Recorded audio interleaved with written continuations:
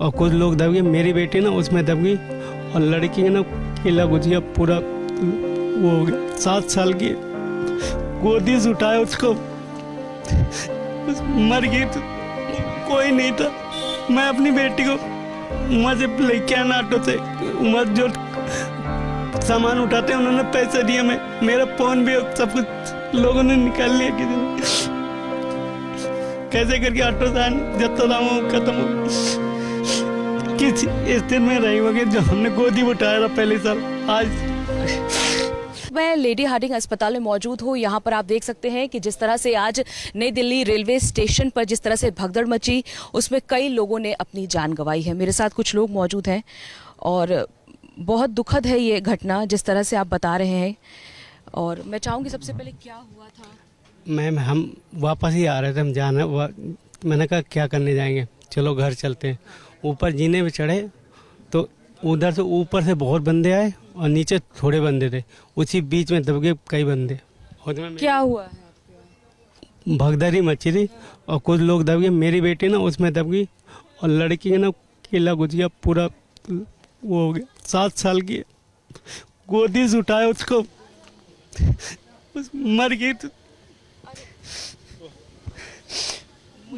मुझे मैं पूछ भी नहीं पा रही हूँ क्योंकि बहुत ही ज़्यादा दुखद है ये घटना। लेकिन उसके बाद जिस तरह से वहाँ भगदड़ मची, संभालने के लिए कोई नहीं था।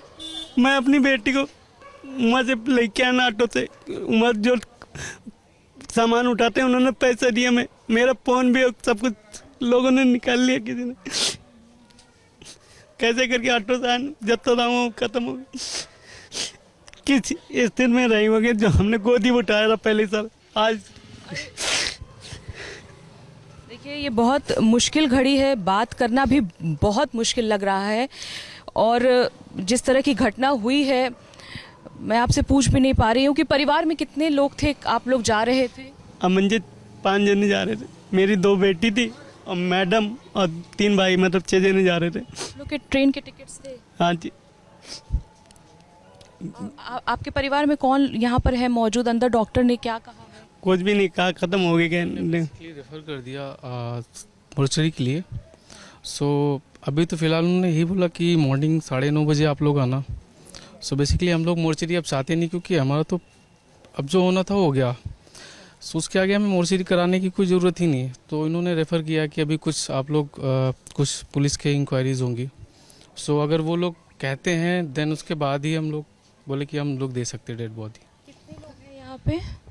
एक हमें, एक मेरी बेटी और एक कोई ऐसे था, उनकी थोड़ी बहुत चोट लगी थी, वो रेफर कर दिया। क्या है अंदर थी। आप कहाँ के रहने वाले? हम उन्ना हो गए। तो आप दिल्ली आए हुए थे? नहीं, दिल्ली में रहते हैं, सागरपुर में। और आपके कितने यहाँ पर कौन है? मेरा भाई है बड़ा। अच्छा, यहाँ पर 2 लोगों को लाया गया है फिलहाल? नहीं, फिलहाल तो जो हमारी बच्ची थी, हम लोग बच्ची के साथ में आए हुए हैं। अच्छा।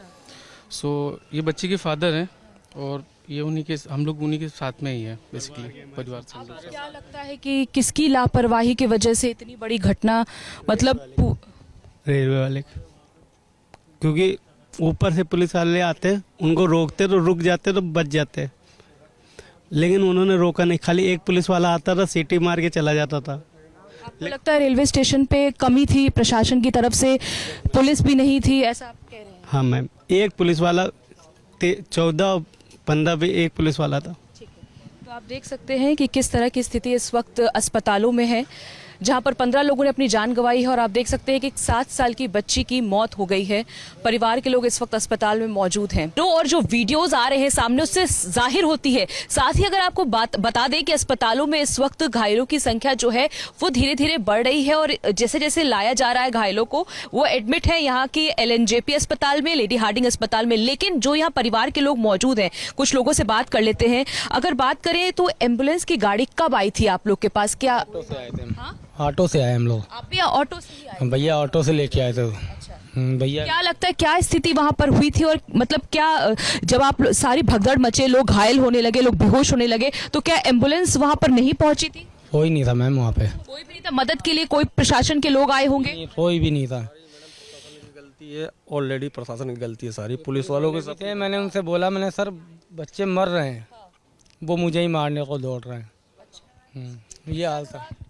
परिवार के लोग जो है यहाँ मौजूद हैं, उनका साफ कहना है कि जब स्थिति बेकाबू हो गई तो भी मदद के लिए वहां पर कोई नहीं था। जिस तरह से 7 साल की बच्ची ने अपनी जान गंवाई है, उसके परिवार के लोगों का कहना है कि पॉकेट से फोन चोरी हो रहे थे, वॉलेट चोरी हो रहे थे, मदद के लिए कोई नहीं सामने आया। जब भगदड़ जैसी स्थिति मची उसके कई घंटों बाद एम्बुलेंस वहां पहुंचते। अब इससे आप अंदाजा लगा सकते हैं, यहां तक कि रेलवे ये लगातार दावा कर रही है पूरे कुंभ में कि लगातार स्टेशनों की मॉनिटरिंग हो रही है। राजधानी दिल्ली में इस तरह की घटना होना अपने आप में हजारों सवाल खड़ा करता है, क्योंकि अगर अभी रेलवे स्टेशन पे तमाम पुलिसकर्मी मौजूद है, आला अधिकारी मौजूद है, तब जब आपको पता था कि वीकेंड पे ऐसी स्थिति बन सकती है, ट्रेनों की संख्या बढ़ाने से बात नहीं बनती है, आपको सिक्योरिटी का पूरा ध्यान रखना होगा। और ऐसी स्थिति में कई सवाल खड़े होते हैं कि क्यों नहीं वीकेंड को ध्यान में रख के सिक्योरिटी बढ़ाई गई। ये देखा गया कि जब क्राउड बढ़ रहा है तो उसको मैनेज कैसे करना है। लोगों का ये लोग किस तरह से सवाल उठा रहे हैं कि वहां पर मैनेज करने के लिए प्रशासन की तरफ से कोई नहीं था। जब भगदड़ जैसी सिचुएशन हुई, लोग बेहोश होने लगे, कई महिलाओं ने अपनी जान गंवाई है।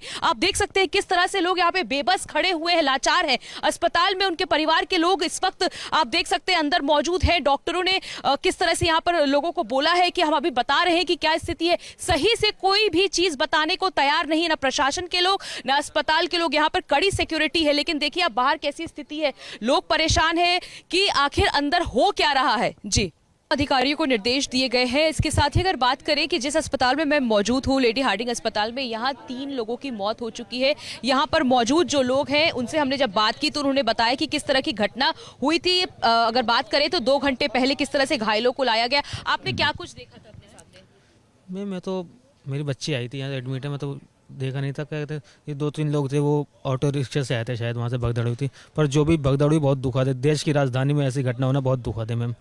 ऐसा होना नहीं चाहिए। प्रशासन को अगर जिम्मेदारी लेनी है, वो बुला रहे हैं, कम से कम इतनी जिम्मेदारी दे, सुरक्षित लोगों को पहुँचाए अपनी जगह पर ये दुखद है मैम बहुत। सर क्या कहना चाहेंगे इस पूरे विषय पे? मैम कहना क्या, प्रशासन की लापरवाही है सबसे बड़ी पहली बात थी, क्योंकि हर कोई आस्था के पर्व से जुड़ना चाहता है, तो हर कोई जाना चाहता है कि हम भी जाके कुंभ नहा लें। यहाँ पे कुछ महिलाएं हैं, आपने देखा सब कुछ कैसे लाया जा रहा था। वो भैया तो लेके ऐसे पागलों की तरह भाग के आए, ना उसके पैरों में चप्पलें ना जूते, कुछ भी नहीं है, ऐसे पागल की तरह भागे आ रहे। क्या लगता है कि इस तरह की घटना हुई है, किसकी लापरवाही है? गलत बात है, मतलब प्रशासन की और किसकी है। अगर आज वहाँ पुलिस 50 होता तो ऐसा थोड़ा होता है।